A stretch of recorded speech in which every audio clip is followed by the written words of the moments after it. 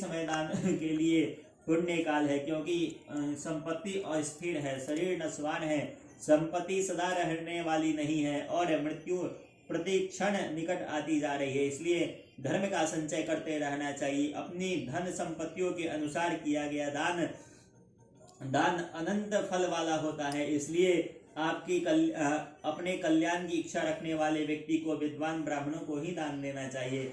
अपने हाथ में अपने कल्याण के लिए दान दिया गया अल्प वित्त वाला तथा दान भी अक्षय हो जाता है और उसका फल भी तत्काल प्राप्त हो जाता है।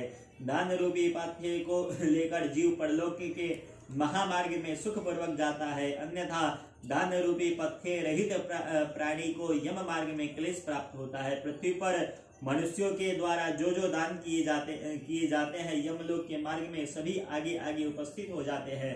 महान पुण्य के प्रभाव से मनुष्य जन्म प्राप्त होता है और उसी मनुष्य योनि में प्राप्त होकर के व्यक्ति धर्माचरण करता है और परम गति को प्राप्त करता है। धर्म को न जानने के कारण व्यक्ति संसार में दुख पूर्वक जन्म लेता और मरता है। केवल धर्म के सेवन से ही मनुष्य जीवन की सफलता है।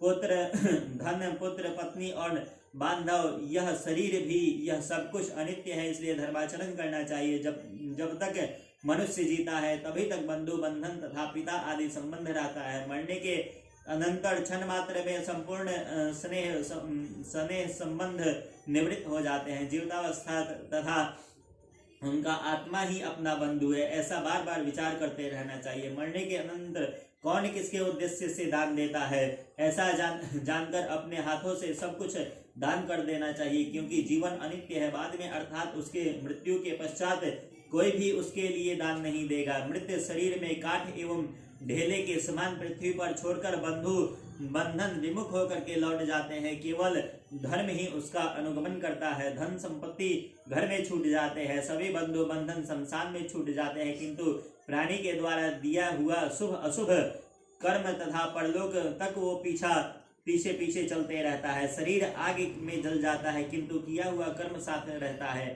प्राणी जो कुछ पाप अथवा पुण्य करता है उसका वह सर्वत्र भोग प्राप्त करता है। हे दुख पूर्वक संसार के कोई भी किसी का बंधु नहीं। प्राणी अपना कर्म संबंध संसार में आता है और फल को भोग कर कर्म का क्षय होने पर पुनः चला जाता है, मृत्यु को प्राप्त हो जाता है। माता पिता पुत्र भाई बंधु और पत्नी आदि का परस्पर मिलन प्याऊ मात्र एकत्र हुआ जंतुओं के समान अर्थात नदी के बहने के काष्ठ के समूह के समान चंचल अर्थात अस्थिर है।